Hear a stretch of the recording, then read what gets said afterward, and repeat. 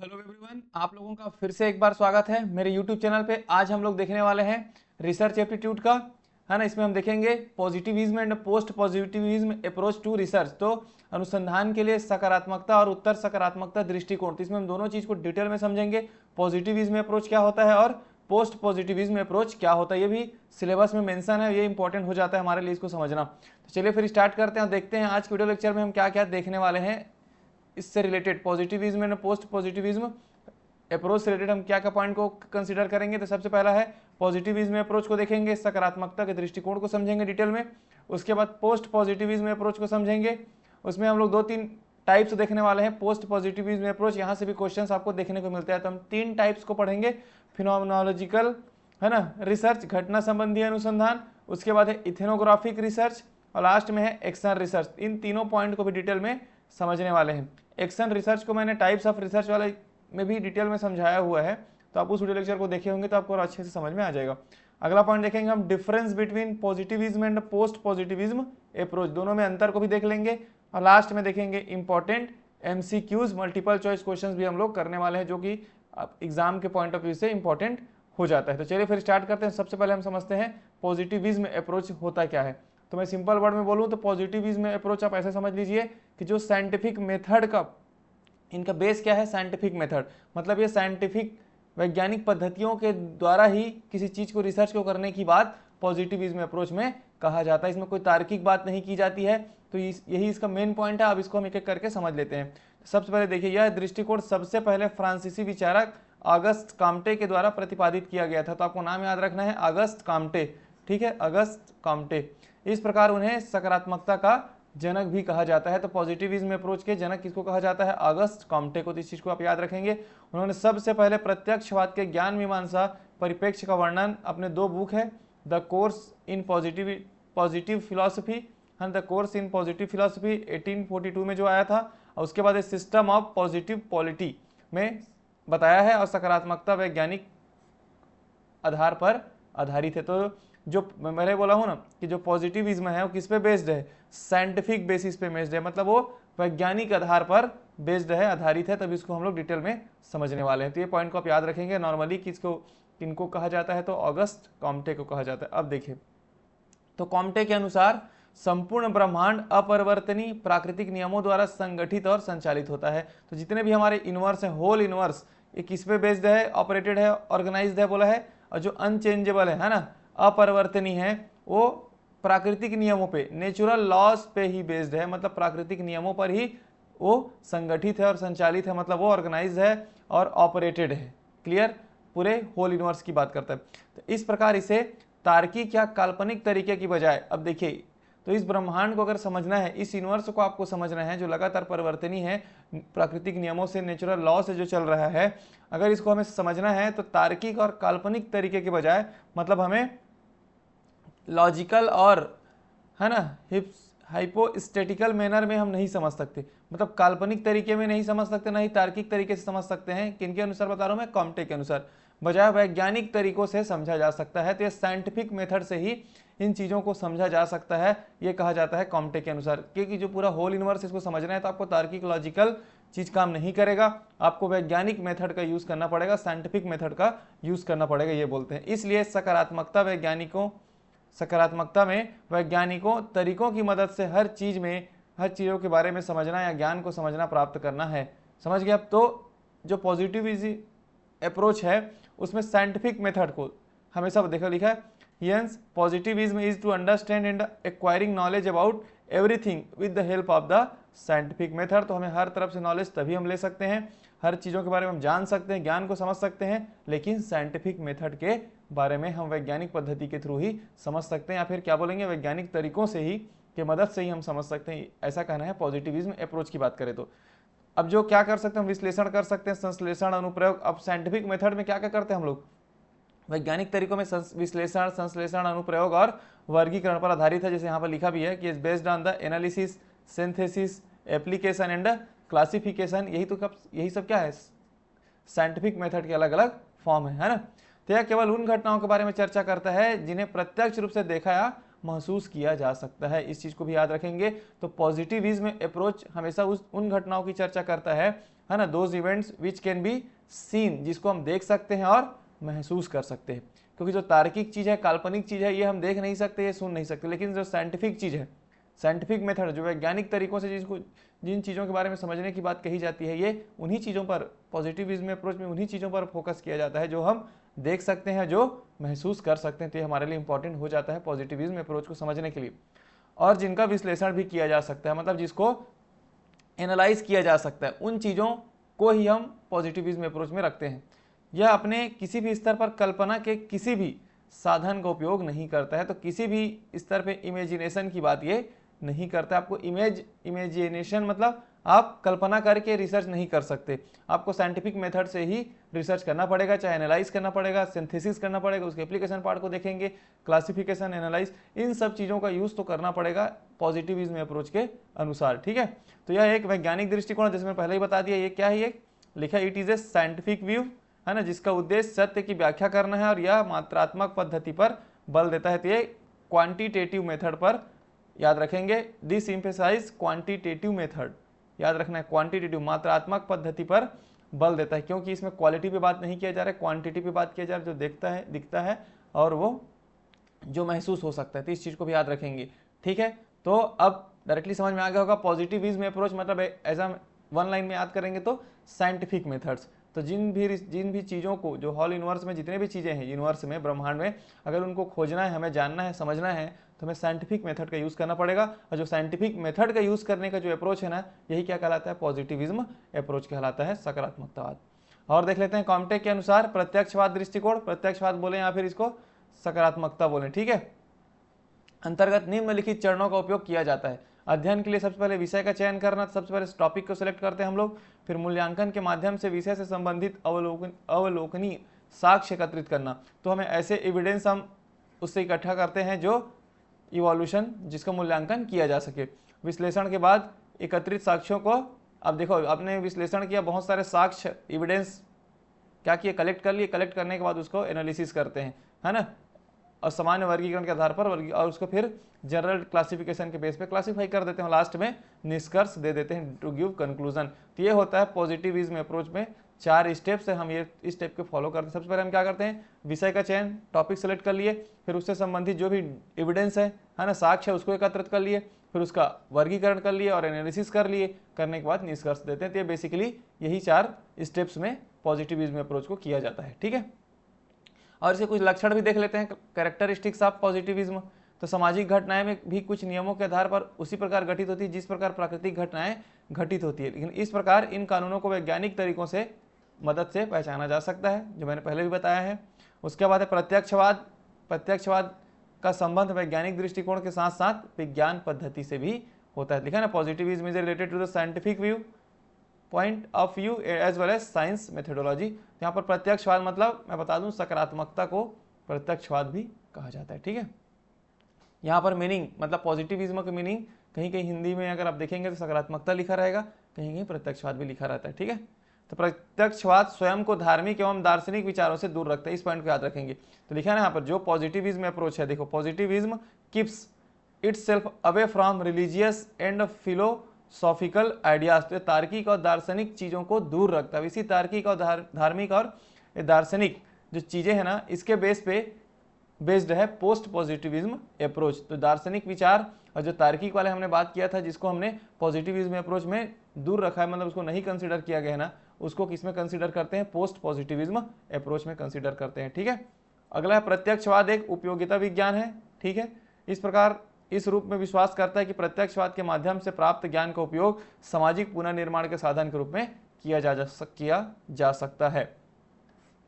Knowledge gain through the positivism can be used means of social reconstruction. तो ये हमने लगभग समझ गए हैं पॉजिटिविज्म अप्रोच। साइंटिफिक मेथड को आप याद रखेंगे, साइंटिफिक मेथड्स के थ्रू कोई भी ज्ञान को प्राप्त करना, जानना ही क्या है, इस चीज को बोलते हैं। अब आते हैं पोस्ट पॉजिटिविज्म अप्रोच। ठीक है, उत्तर सकारात्मकतावाद का तर्क है कि अनुभवजन्य टिप्पणियों को तार्किक तथ्य तर्क के साथ जोड़कर, देखिए इसी तार्किक को वहां पर कंसिडर नहीं किया गया था, पॉजिटिविज्म अप्रोच में तार्किक तर्क को नेग्लेक्ट किया गया था, है ना, के साथ जोड़कर किसी घटना के बारे में उचित अनुमान लगाया जा सकता है। लेकिन पोस्ट पॉजिटिविज्म अप्रोच में क्या बोला जाता है कि हम तार्किक तर्क को भी जोड़ें, उस चीज को अगर जानना है, समझना है, खोजना है तो हमें तार्किक तर्क को जब लगाएंगे ना, उसमें यूज कर लेंगे तो हम उसको और अच्छे तरीके से अनुमान लगाया जा सकता है। जैसे कि इसमें क्या बोला गया, अनुमान वर्ड यूज किया गया है। अनुमान मतलब है, सिंपल सी बात है ना, लिखा भी देखो, post positivism argue that be combining empirical comments with the logical reasoning proper estimate. अनुमान मतलब estimate can be made about an event. तो किसी भी इवेंट को समझना है तो हमें तार्किक तर्क को भी जोड़ना पड़ेगा, जिसको पॉजिटिविज्म अप्रोच ने छोड़ दिया था। तो उत्तर सकारात्मकता का मानना है कि वैज्ञानिकों की सोच और कृत्यों तथा हमारे दैनिक मामलों में कोई अंतर नहीं। इनका कहना यह है कि जो है ना, there is no difference between the thinking of acts of scientist and our daily affairs. तो हमारे दैनिक मामलों में जो हम यूज करते हैं और जो साइंटिफिक मेथड में जो यूज किया जाता है इसमें कोई अंतर नहीं है, मतलब ये साइंटिफिक मेथड को उतना प्राथमिकता नहीं रखते हैं।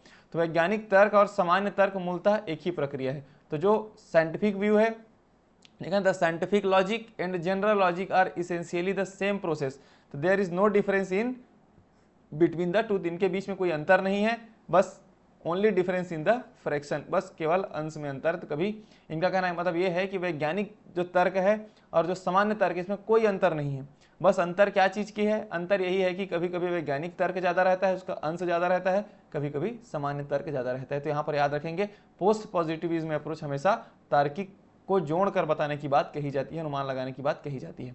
अब हम चलते हैं, वे स्वीकार करते हैं, हम देखिए तार्किक जो पोस्ट पॉजिटिविज्म की बात करें ना, सत्य को कभी भी पूरी तरह नहीं समझा जा सकता। तो इनका ये मानना है पॉजिटिविज्म अप्रोच में कि जो 100% ट्रूथ को हम नहीं जान सकते, तो truth can never be fully known, है ना, और वास्तविकता को समझने के कदम मनुष्य की संवेदी और बौद्धिक सीमाओं के कारण सीमित है। तो जो बोलता है कि सत्य को हम पूरी तरह से नहीं जान सकते, क्यों नहीं जान सकते, क्योंकि जो मनुष्य है, जो मानव है ना, इनका जो क्या बोलेंगे सेंसर या फिर संवेदी और बौद्धिक सीमाएं, जो इंटेलेक्चुअल लिमिटेशंस है, हमारा भी जो मनुष्यों की भी एक लिमिट है, वहीं तक वो जान पाएंगे। क्योंकि उनका, अब सिंपल सी बात है, मनुष्य लोग भी कैसे जान पा रहे हैं किसी भी चीज को कि कितना सत्य है, जो भी है ना, पूरे ब्रह्मांड यूनिवर्स में, अपने बौद्धिक स्किल्स के थ्रू ही जान पा रहे हैं ना, इंटेलेक्चुअल स्किल्स के थ्रू, लेकिन उसकी भी एक सीमा है, उसके ऊपर हम भी नहीं समझ पाएंगे। इसलिए इनका कहना है कि जो सत्य को कभी भी पूरी तरह से नहीं जाना जा सकता, क्योंकि जो वास्तविकता को समझने के लिए जो मनुष्य के पास जो बौद्धिक सीमाओं के कारण वो सीमित है, क्योंकि उनके पास उतना नॉलेज, मतलब इंटेलेक्चुअल स्किल्स ही नहीं है, बौद्धिक सीमाएं हैं उनके पास, है ना, जो हम नहीं जान सकते। इनका ये मानना है, मतलब 100% हम किसी भी चीज को नहीं समझ सकते। और उनका क्या था, पॉजिटिविज्म अप्रोच में हम समझ सकते हैं, साइंटिफिक मेथड का यूज करके हम उन चीजों को समझ सकते हैं। अब देखते हैं, सकारात्मकतावादियों के विपरीत वे किसी भी पूर्व धारणा को स्वीकार करते हैं और उनका वर्णन करते हैं जो निष्पक्षता को प्रभावित करता है। तो देखिए, सकारात्मकतावादी के विपरीत मतलब यहाँ पर पोस्ट पॉजिटिविज्म के अपोजिट की बात कर रहे थे, समझिए इसको। तो इसको, इस लाइन को हटा कर देखें हम, तो एक किसी भी पूर्व धारणा को स्वीकार करते हैं, मतलब पोस्ट पॉजिटिविज्म में पूर्व धारणा को स्वीकार करते हैं, इसको काट दीजिए, है ना।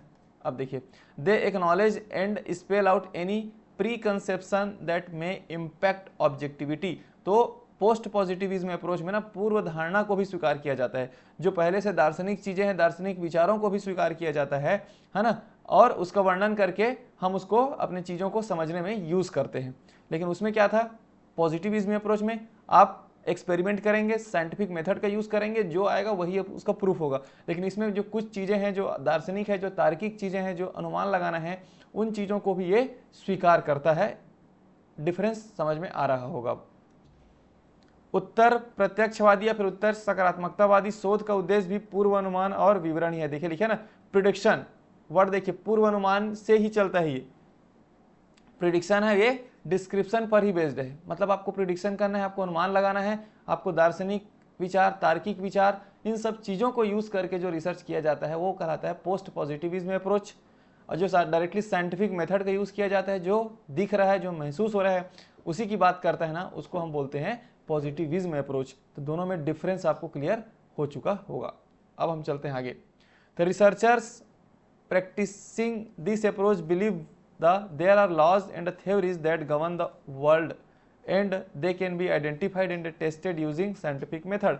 तो इस दृष्टिकोण का अभ्यास करने वाले शोधकर्ताओं का मानना है कि ऐसे कानून और सिद्धांत दुनिया को नियंत्रित करते हैं ना, उन्हें वैज्ञानिक तरीकों का उपयोग करके पहचाना और परीक्षण किया जा सकता है। तो वैज्ञानिक तरीकों से परीक्षण किया जा सकता है, बट कुछ चीजें हैं जो हम नहीं जान सकते हैं पॉजिटिविज्म अप्रोच में। अब देखते हैं, अब इसमें टाइप्स देख लेते हैं। इसके 3 टाइप्स हैं। सबसे पहला है फिनोमेनोलॉजिकल, है ना, फिनोमेनोलॉजिकल रिसर्च, घटना संबंधी अनुसंधान। टाइप से भी क्वेश्चन पूछा जाता है, इंपॉर्टेंट है ना।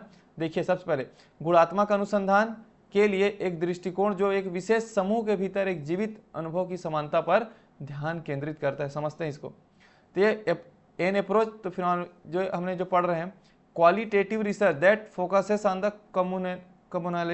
कॉमनैलिटी मतलब होता है समानता of lived experience with in a practical group. तो हम जो चीजें है ना समानता के पे ध्यान केंद्रित करते हुए जो जीवित अनुभव के थ्रू हम समझ पाते हैं घटना संबंधी, उसको हम बोलते हैं घटना संबंधी अनुसंधान। अब समझते हैं सेकंड।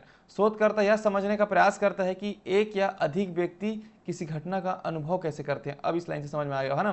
तो रिसर्चर का मेन काम यह है कि घटना संबंधी अनुसंधान कि उस घटनाओं को कैसे अनुभव करते हैं एक या एक से अधिक व्यक्ति, इस चीजों पर डिपेंड है घटना संबंधी अनुसंधान। उदाहरण के लिए समझते हैं 10 युद्धबंदियां की पत्नियों को साक्षात्कार लेना और उनसे उनके अनुभवों का वर्णन करने के लिए कहना। देखिए एक for example, interviewing the wives of 10 prisoners of war and asking them to describe their experience. तो एक्सपीरियंस के बेस पे, उनके अनुभव के बेस पे जो रिसर्च किया जाता है ना, शोधकर्ता उनकी भावनाओं को समझने का जो कोशिश करते हैं वो क्या कहलाता है, घटना संबंधी अनुसंधान कहता है। आप समझ में आ रहा होगा। यह एक दृष्टिकोण है जो विशेष समूह के भीतर एक जीवित अनुभव की समानता पर ध्यान केंद्रित करता है। तो अनुभव के बेस्ड पे जो रिसर्च होता है वो क्या कहलाता है, फिनोमेनोलॉजिकल रिसर्च, घटना संबंधी अनुसंधान। तो किसी घटना को समझने के लिए अनुभव की बात करते हैं। तो क्लियर है। अगला हम चलते हैं एथनोग्राफिक रिसर्च, नृवंशीय अनुसंधान। ठीक है, नृवंश विज्ञान अनुसंधान, सॉरी। ठीक है, तो किसी संस्कृति का अध्ययन और वर्णन करने की प्रक्रिया। तो किसी के कल्चर की बात हम करेंगे ना, उसका स्टडी करना और डिस्क्राइब करना क्या कहलाता है, आपका एथनोग्राफिक रिसर्च कहलाता है। इस चीज को भी याद रखेंगे, कल्चर से रिलेटेड है ये। यह अध्ययन समुदाय की अंदरूनी तस्वीर प्रदान करता है। तो किसी भी कम्युनिटी के बारे में स्टडी करना, उनके है ना प्रोवाइड्स इनसाइडर पिक्चर्स, मतलब किसी भी समुदाय और समाज के बारे में अध्ययन करना, उनके अंदर की तस्वीरों को, मतलब उनके बारे में जानकारी लेना, उनके रहन सहन के बारे में जानकारी लेना, इन सब चीज़ों को क्या बोलते हैं, इथनोग्राफिक रिसर्च कहते हैं। मतलब संस्कृति, कल्चर, उनके रहने का तरीका, ये सब क्या है, कल्चर, संस्कृति ही है ना। तो इन सब चीज़ों के बारे में आपको जो नॉलेज लेता है, जो रिसर्च होता है, वो क्या कहलाता है, इथनोग्राफिक रिसर्च। अगला है शोधकर्ता एक विशिष्ट समुदाय में जा सकता है, रह सकता है, जहाँ अनुसंधान, संस्कृति और उनकी शैक्षिक प्रथाओं का संचालन और अध्ययन करेगा। तो इसमें क्या करता है, जो शोध करता है, जो रिसर्चर्स है, वो समुदाय में जाकर के रहता है, उनके साथ रह सकता है और रहता है, और उनके संस्कृति और कल्चर के बारे में जानकारी इकट्ठा करना स्टार्ट करता है, उसका अध्ययन करता है। यही क्या कहलाता है, इथनोग्राफिक रिसर्च। समझ में आ गया होगा। तो ये क्या था, एक फिनोमेनोलॉजिकल रिसर्च में उस घटना को अनुभव, घटना के संबंधी जो जानकारी होती है, उसको अनुभव के आधार पर हम उनके बहुत सारे लोगों का साक्षात्कार लेकर के अलग अलग टेक्निक से अनुभव या एक्सपीरियंस के आधार पर जो रिसर्च करते हैं ना, वो कहलाता है। ठीक है, लेकिन इसमें क्या, इथनोग्राफिक में हम वहां जा करके उनके कल्चर और संस्कृति को समझने का कोशिश करते हैं, वो कहलाता है इथनोग्राफिक। और लास्ट है एक्शन रिसर्च, कार्यवाही पर शोध। तो सिंपल वर्ड में अगर बात करें तो समस्याओं की पहचान करने के लिए डिजाइन की गई। इसको क्या किया गया, प्रॉब्लम सॉल्विंग करने के लिए। तो मूल्यांकन और विश्लेषणात्मक अनुसंधान विधियों की एक विस्तृत वितरण, चाहे वह संगठनात्मक या शैक्षणिक हो। अब देखो इसको समझते हैं, इसको एक वर्ड में सिंपल समझेंगे। एक्शन रिसर्च का यूज तभी किया जाता है जब किसी प्रॉब्लम है, और ऐसा प्रॉब्लम जो इमीडिएट, जिसका हमें सॉल्यूशन चाहिए, हमें तत्काल में किसी चीज की समस्याओं को समाधान करना है, तो हम एक्शन रिसर्च का यूज करते हैं, चाहे वो संगठनात्मक हो या शैक्षणिक हो। यहाँ पे लिखा भी है ना, ऑर्गेनाइजेशनल भी हो सकता है और एक एकेडमिक भी हो सकता है। And help researchers to develop practical solution to address them quickly and efficiently. लिखा है ना, यहाँ पे देखिए लिखा है, कुशलता से समझकर व्यवहारिक समाधान विकसित करने में मदद करती है। उन्हें जल्दी लिखा है, देखिए जल्दी मतलब तत्काल। तो एक्शन रिसर्च की बात वहीं पे आती है जब इमीडिएट सॉल्यूशन चाहिए, हमें तत्काल में किसी समस्या को लेकर के समाधान चाहिए।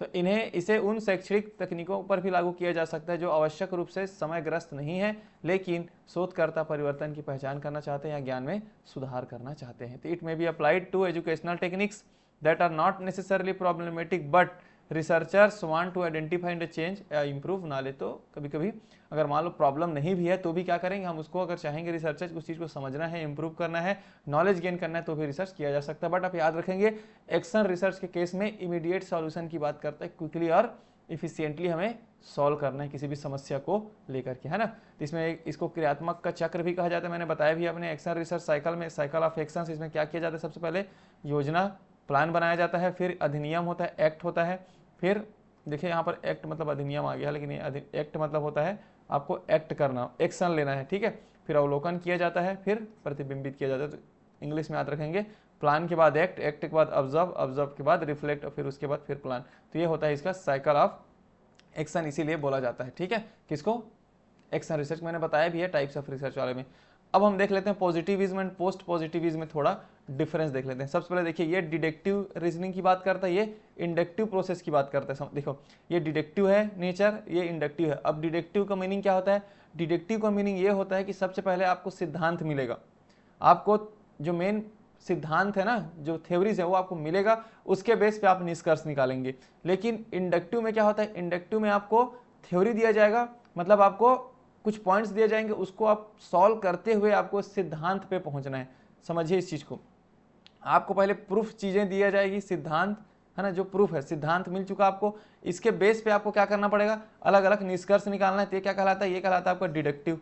लेकिन अगर आपको बहुत सारे पॉइंट्स मिला है लेकिन आप इसको कंक्लूड नहीं कर पाए, कंक्लूड करने के बाद आप एक सिद्धांत डेवलप कर रहे हैं, है ना, तो ये क्या कहलाता है, इंडक्टिव कहलाता है, नॉर्मल बेसिक है। क्वांटिटेटिव ये है क्वालिटेटिव। जैसे मैंने बताया कि पॉजिटिविज्म में अप्रोच क्या है, मात्रात्मकता पर डिपेंड है, मतलब क्वांटिटेटिव पे डिपेंड है, क्वांटिटी पे डिपेंड है। लेकिन पोस्ट पॉजिटिविज्म क्वालिटी पे डिपेंड है, क्योंकि आप इसमें दार्शनिक विचार, आप तार्किक चीज़ों को लेंगे तो क्वालिटी वाली बात हो जाती है ना। उसके बाद ये सर्टेनली है, ये प्रोबेबिलिटी है, मतलब ये हिंदी में भी देख सकते हैं, ये निश्चित रूप से होता है ना, हमने ऊपर में देखा। ये क्या है, प्रोबेबिलिटी है, ये संभावनाओं की बात करता है, प्रोबेबिलिटी मतलब संभावना। ऑब्जेक्टिविटी है, इसमें एक निष्पक्षता होती है, इसमें सब्जेक्टिविटी है, ये व्यक्तिपरकता होता है। सब्जेक्टिविटी मतलब इसमें निष्पक्ष, ऑब्जेक्टिविटी है इसका, इसमें क्या है, सब्जेक्टिविटी है। ये साइंटिफिक मेथड को यूज करता है, मैंने जैसे बोला था, ये ह्यूमनिस्टिक मेथड को, मानवतावादी बातों को, वैज्ञानिक बातों की बात करता है, जैसे कि मैंने बताया भी है। इसको डिटर्मिनिस्टिक है, ये नॉन डिटर्मिनिस्टिक है, मतलब ये नियतिवाद पर है, ये गैर नियतिवाद पर बात करता है। अब्सोल्यूट रियलिटी, क्रिटिकल रियलिटी, तो पूर्ण वास्तविकता की बात करता है। एब्सोल्यूट रियल चीज़ों बोला ना, जो दिखता है, जो महसूस होता है, उसी पे बात करता है पॉजिटिविज्म रिलेट, पॉजिटिविज्म अप्रोच। लेकिन ये क्या है, क्रिटिकल रियलिटी पे बात करता है, मतलब गंभीर वास्तविकता पे बात करता है।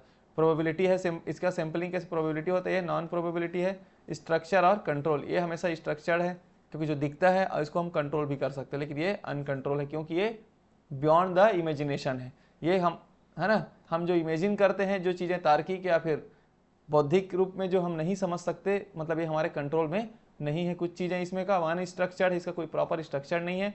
लेकिन पॉजिटिविज्म का स्ट्रक्चर है जिसको हमारे कंट्रोल में, क्योंकि हम देख सकते हैं, इसको महसूस कर सकते हैं। तो इन पॉइंट को आप याद रखेंगे तो आपको बहुत अच्छे तरीके से समझ में आ जाएगा पॉजिटिविज्म और पोस्ट पॉजिटिविज्म अप्रोच, ठीक है। अब हम बात कर लेते हैं इंपॉर्टेंट MCQs की।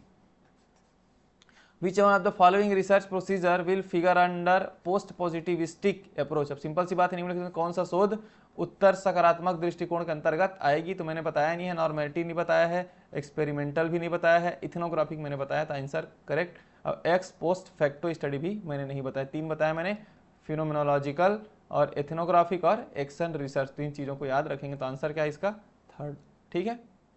Give below are 2 statement, 2 statement दिया गया है। Positivism believes that one authentic knowledge is scientific knowledge. तो प्रत्यक्षवाद या फिर जो पॉजिटिविज्म जो मैंने बोला ना, का मानना क्या है कि एकमात्र प्रमाणिक ज्ञान है वो वैज्ञानिक ज्ञान है। सिंपल सी बात है, हम लोग साइंटिफिक मेथड पे ही बात करता है पॉजिटिविज्म, तो पहला स्टेटमेंट तो सही है, ठीक है।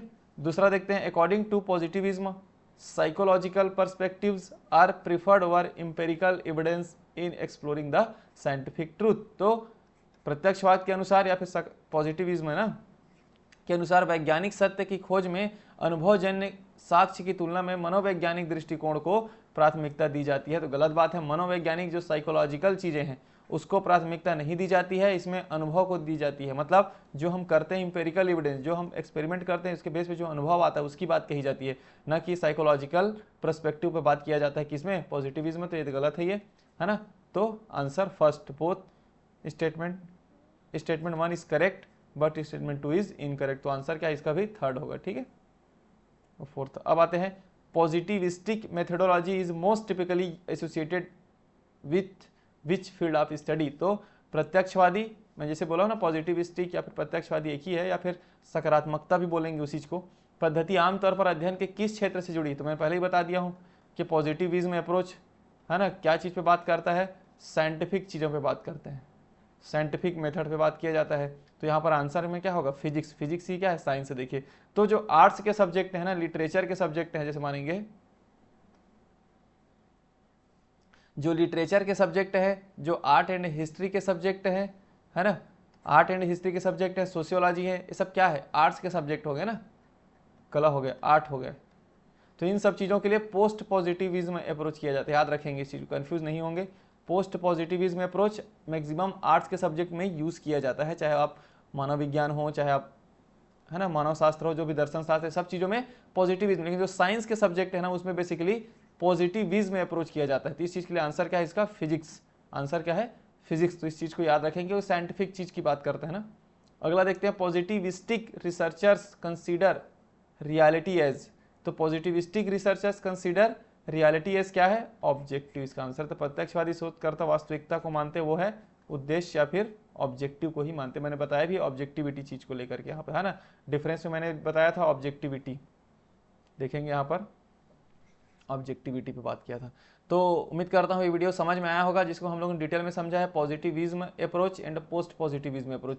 तो पॉजिटिविज्म अप्रोच साइंटिफिक मेथड की बात करता है, इसमें तार्किक लॉजिक की चीज़ें नहीं है ना। लेकिन पोस्ट पॉजिटिविज्म में लॉजिक, तार्किक, दार्शनिक विचारों के बेस पे जो रिसर्च किया जाता है वो कहलाता है पोस्ट पॉजिटिविज्म अप्रोच। तो इसके मैंने 3 टाइप्स भी बता दिए, क्वेश्चन यहाँ से भी आता है ना, तो इंपॉर्टेंट हो जाता है, आपको बहुत आसानी से समझ में आ गया होगा। ठीक है, उम्मीद करता हूँ वीडियो अच्छा लगा, चैनल को सब्सक्राइब कर देना, वीडियो को लाइक कर देना, अपने दोस्तों में शेयर कर देना। मिलते हैं नेक्स्ट वीडियो लेक्चर में, तब तक के लिए बहुत बहुत धन्यवाद आप सभी लोगों का। Thank you.